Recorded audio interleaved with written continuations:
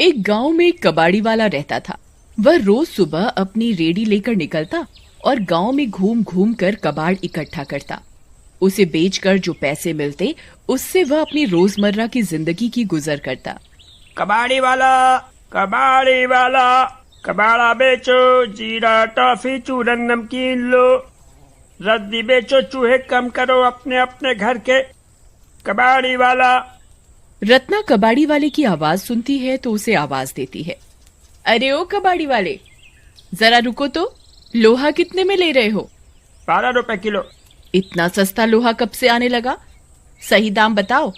13 रुपए दे दूंगा 1 किलो के। देना है तो बताओ, समय खराब मत करो हमारा।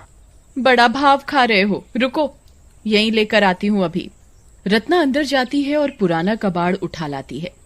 वहीं उसे पीछे आंगन में एक पुरानी डिब्बी नजर आती है। डिब्बी देखने में सुंदर होती है पर पुरानी होने की वजह से उस पर जंग लगी होती है। ये डिब्बी कैसी है?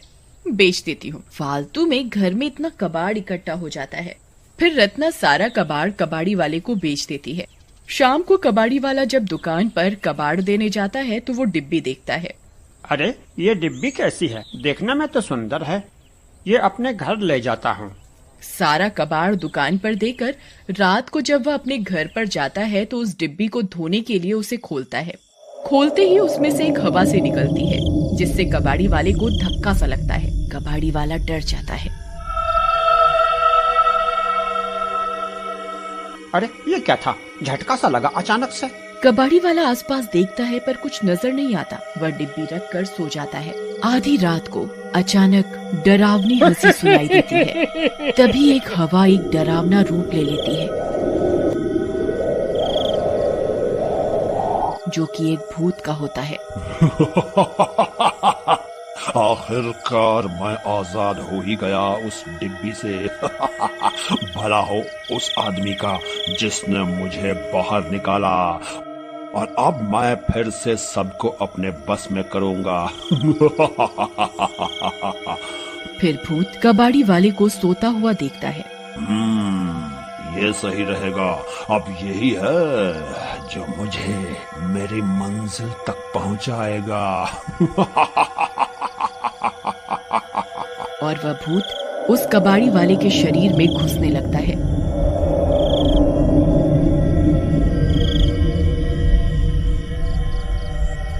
तभी दर्द से कबाड़ी वाले की नींद खुल जाती है। अरे ये मेरा अचानक से शरीर क्यों टूटने लगा है?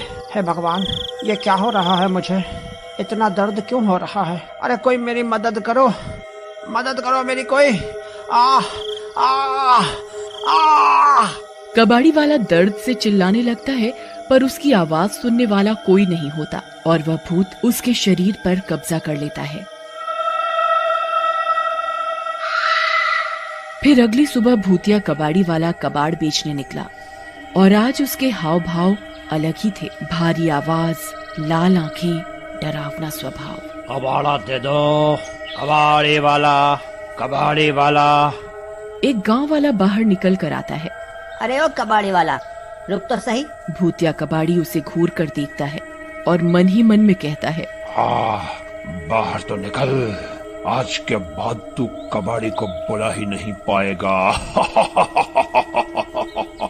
दिन की दोपहरी में कोई बाहर नहीं होता।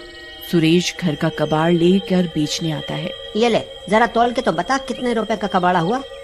कबाड़ी वाला मौका देखते ही सुरेश का गला दबाने लगता है और उसे हवा में उठा देता है। अरे कबाड़ी, छोड़ मुझे कबाड़ी। क्या क्या भूत सवार है तुझ पे? छोड़ मुझे, नीचे उतार। आज तू नहीं बचेगा। तू मेरे हाथों मरेगा आज। भूत 2 मिनट में ही उसके शरीर से जान निकाल देता है और उसका शरीर अपनी रेड़ी पर रख कर निकल जाता है। कबाड़ा दे दो, कबाड़ी वाला, कबाड़ी वाला। घर पहुंचकर सुरेश का मांस वह बड़े ही चाव से खाता है।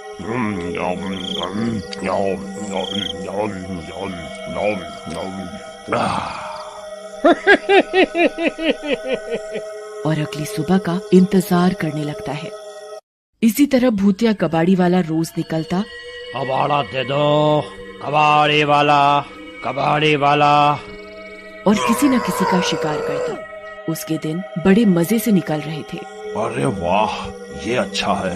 पहले मुझे मेरे रूप में सब पहचान लेते थे, अब कबाड़ी वाले के रूप में किसी को शक भी नहीं होता कि कबाड़ी के रूप में भूत हूँ। और शिकार भी आसानी से मिल जाता है। ऐसे ही रोज एक शिकार मिलता रहे तो कुछ ही दिनों में पूरा गांव खाली हो जाएगा। और पूरे गांव पे मेरा ही राज होगा। फिर मैं यहाँ भूतशाला बनाऊंगा जहाँ अलग अलग प्रांतों के भूत आएंगे। वही पास से एक गांव वाला गुजर रहा होता है। उसे कबाड़ी वाले की आवाजें सुनाई देती हैं। अरे इस कबाड़ी को क्या हुआ है? ये तो अकेला ही रहता है। अकेले क्या खुद से बातें कर रहा है? लगता है पागल हो गया है या फिर नींद में बड़बड़ा रहा होगा। तभी उसकी नजर उसकी खिड़की के अंदर पड़ती है। अरे ये क्या? ये तो जाग रहा है। इसके हाव भाव कुछ अलग ही लग रहे हैं। और ये कटा हुआ क्या है? कटी पटी आधी खाई लाशें देखकर उसके होश उड़ जाते हैं।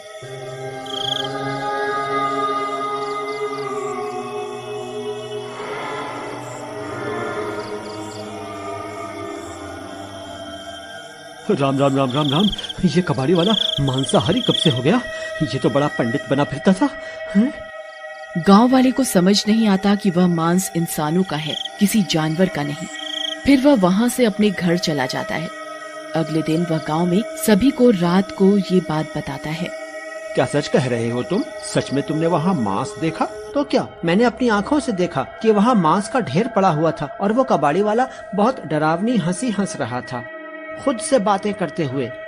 ये सुनकर गांव वाले कुछ वहम में आ जाते हैं। आज आने दो इसे, इसके मुंह से उगलवाएंगे सारी बातें। कुछ देर बाद वहाँ वो भूतिया कबाड़ी वाला आ जाता है। कबाड़ा बेचो, घर का सारा सामान खरीदो, बदले में कबाड़ी वाला।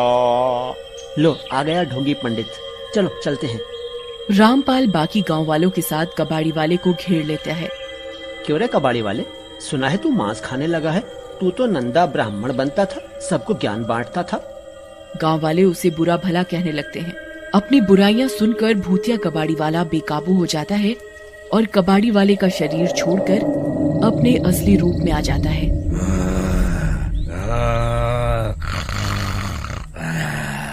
क्यों, तुझे क्या दिक्कत है?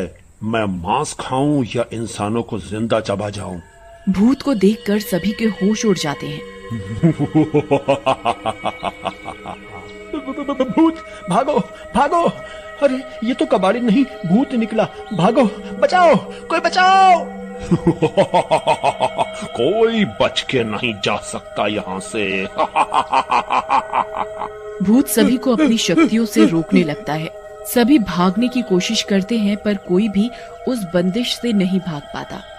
माफ कर दो हमें, हमें जाने दो। हमें नहीं पता था कि तुम भूत हो, वरना हमारी क्या मत मारी गई थी जो तुमसे पंगा लेते। जाने दो हमें, माफ कर दो।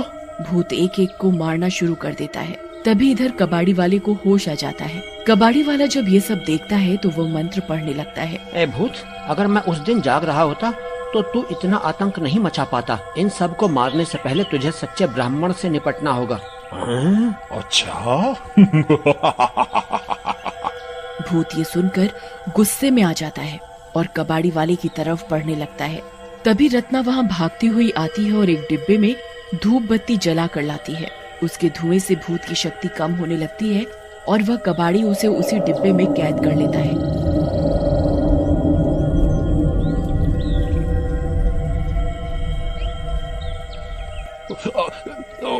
नहीं नहीं, अरे नहीं, अरे नहीं, अरे नहीं, मैं वापस कैद हो गया। हाँ, मुझे फिर से कैद कर दिया। लेकिन मैं फिर आऊंगा, मैं फिर आऊंगा।